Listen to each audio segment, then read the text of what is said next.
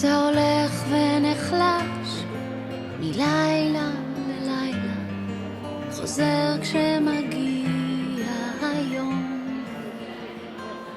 זה הולך ונחלש מלילה ללילה, עכשיו כבר מרגיש כמו חלום.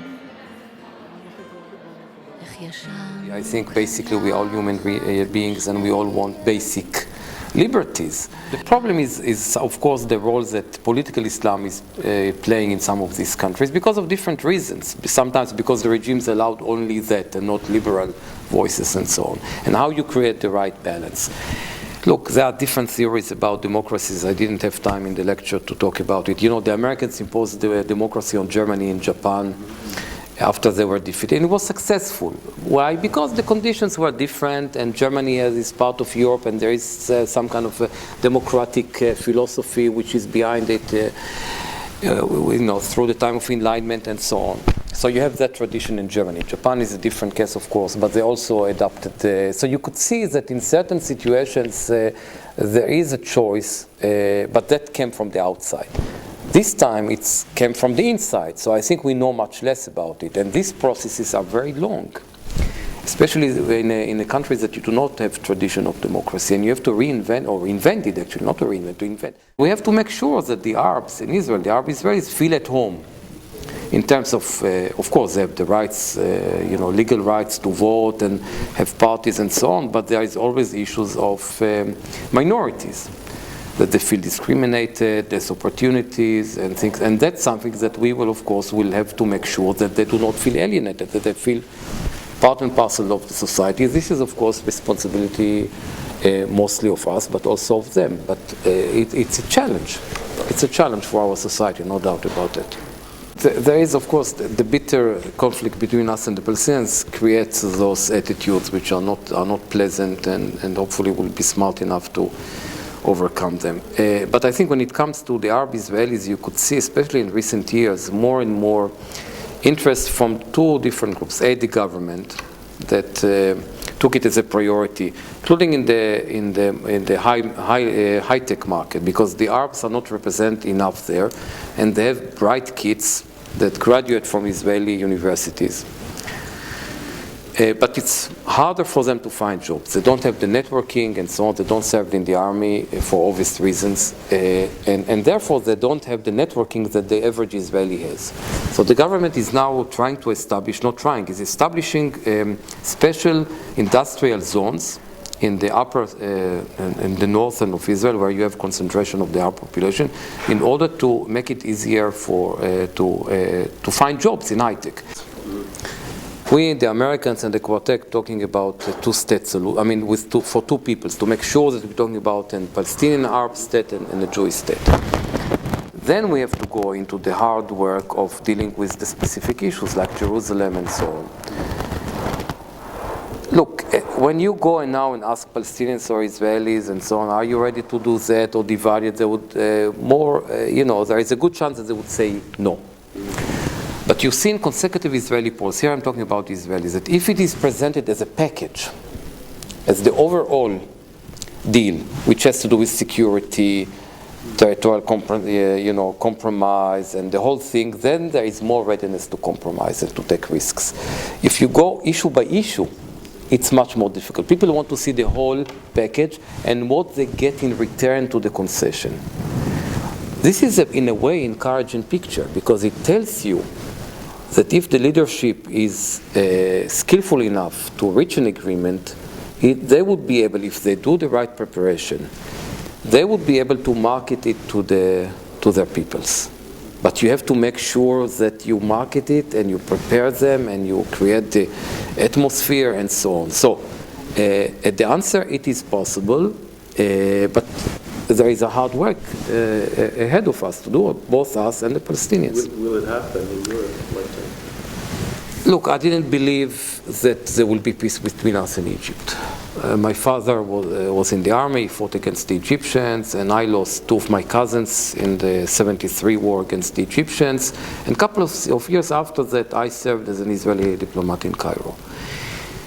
Did I believe it? I can. When my father came to visit me in Cairo, he was crying. He was so emotional. So yeah, we got to believe in all of that, and the gaps are narrowing. It's very ironic, because on the one hand, it's a very bitter, of course, conflict between us and the Palestinians. On the other hand, the gaps are narrowing over the years, which tells you that you can solve it. Under the right condition, leadership, assistance from abroad, the whole thing. Maybe it's more difficult for us and for them to do it just alone in the room, and we need more help from the outside. I don't know. But it tells me that it's possible, because don't forget that the two peoples are tired of that conflict. We pay a very high price, definitely the Palestinians, but we also pay a very high price. I showed all the wonderful technological and economic progress in Israel. Just imagine if we had full peace, how much more energy you could release into all of that. So we see also what we pay in terms of not having peace.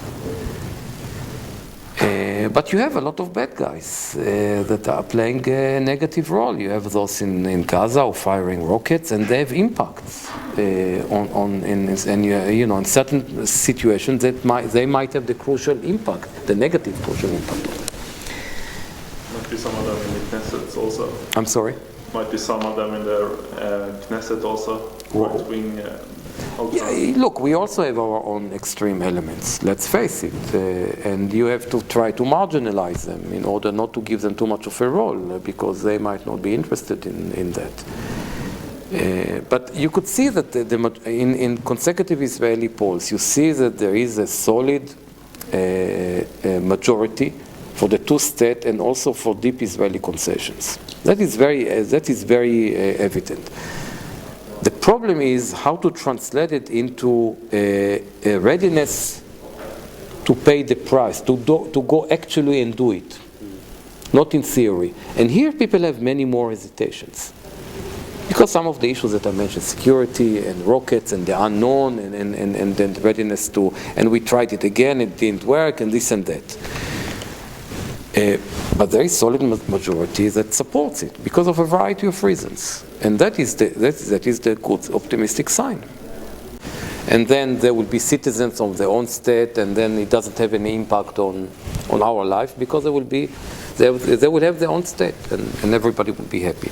Then you have I think that was amazingly a development that a couple of years after the Holocaust, we actually opened up to the Germans. Of course, it was the new Germany, not the Nazi Germany. But it was really less than 10 years after this horrific Holocaust with 6 million Jewish victims that we were ready to have this relationship with Germany. It created some kind of a shock in Israel when the government started to do it. You need a lot of courage to do. So it's not always, and we did it among other things because we chose life. It's not my habit to call it, to call everything anti-Semitism, because I think it's self-defeating in a way. You have to show them that they are biased, and they always prefer to discriminate actually one issue and not to deal with other issues. But in some cases, it's pure anti-Semitism. It does happen, unfortunately, even too much. And then you have to be very clear about it and say, look, guys, this is beyond what is allowed. And there are certain definitions, not Israeli definition, by the EU, by the way. I don't have to tell about the circulation of Aftonbladet, the biggest newspaper in Sweden. And they didn't, and it was obvious they didn't check the facts and whatever. And I can tell you as a fact that the journalist who wrote the article, he asked other Swedish journalists that I know, that they told me. And they told him, don't publish it, you don't have any facts, you don't have a story, you can't publish something like that. But he published it because of other motivations to go against Israel. I was disappointed, I was very encouraged by the Swedish press reaction to it, the other newspaper. I think they did a wonderful job. That gave me a lot of hope. And I didn't have to, call them or anything like that. They did it because I understood it was either poor journalism or anti-Semitic or whatever you define it. I was very disappointed with Aftonbladet that they continue with it. They never said, oh, we made a mistake. Sometimes you have to say, we made a mistake.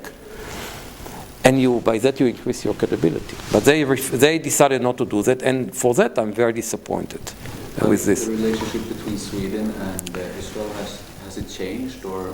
I think basically good relationship with two friendly governments who have disagreements on some of the issues that you all know, what has to do with the peace process, settlements, and issues like that. But both governments are really working on the bilateral relationship. There is a constant dialogue on issues that the strategic and Iran and other issues in order to understand better the position of the other side. By the way, we agree a lot when it comes to the facts and the analysis. We might differ in the policy recommendations because then you have a different point of view. But we do have a lot of agreement, I would say more than 90% definitely, on the facts.